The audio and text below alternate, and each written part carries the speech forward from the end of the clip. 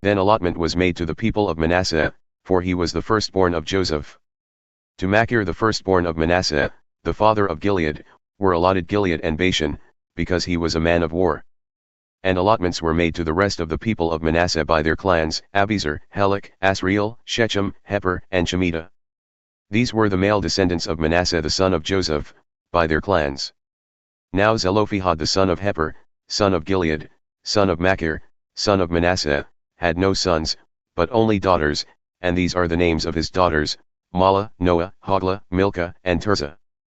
They approached Eleazar the priest and Joshua the son of Nun and the leaders and said, "The Lord commanded Moses to give us an inheritance along with our brothers." So according to the mouth of the Lord he gave them an inheritance among the brothers of their father.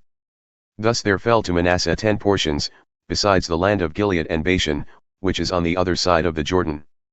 Because the daughters of Manasseh received an inheritance along with his sons. The land of Gilead was allotted to the rest of the people of Manasseh. The territory of Manasseh reached from Asher to Michmetheth, which is east of Shechem. Then the boundary goes along southward to the inhabitants of En-Tappuah. The land of Tappuah belonged to Manasseh, but the town of Tappuah on the boundary of Manasseh belonged to the people of Ephraim. Then the boundary went down to the brook Kana. These cities, to the south of the brook, among the cities of Manasseh, belong to Ephraim. Then the boundary of Manasseh goes on the north side of the brook and ends at the sea. The land to the south being Ephraim's and that to the north being Manasseh's, with the sea forming its boundary. On the north Asher is reached, and on the east Issachar. Also in Issachar and in Asher Manasseh had Bethshean and its villages, and Ibleam and its villages, and the inhabitants of Dor and its villages, and the inhabitants of Endor and its villages, and the inhabitants of Tanach and its villages. And the inhabitants of Megiddo and its villages, the third is Naphath. Yet the people of Manasseh could not take possession of those cities, but the Canaanites persisted in dwelling in that land. Now when the people of Israel grew strong, they put the Canaanites to forced labor, but did not utterly drive them out.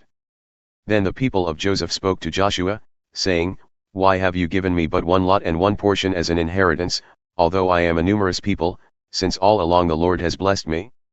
And Joshua said to them, "If you are a numerous people, go up by yourselves to the forest, and there clear ground for yourselves in the land of the Perizzites and the Rephaim, since the hill country of Ephraim is too narrow for you." The people of Joseph said, "The hill country is not enough for us. Yet all the Canaanites who dwell in the plain have chariots of iron, both those in Bethshean and its villages and those in the valley of Jezreel." Then Joshua said to the house of Joseph, to Ephraim and Manasseh, "You are a numerous people and have great power. You shall not have one allotment only. But the hill country shall be yours, for though it is a forest, you shall clear it and possess it to its farthest borders. For you shall drive out the Canaanites, though they have chariots of iron, and though they are strong."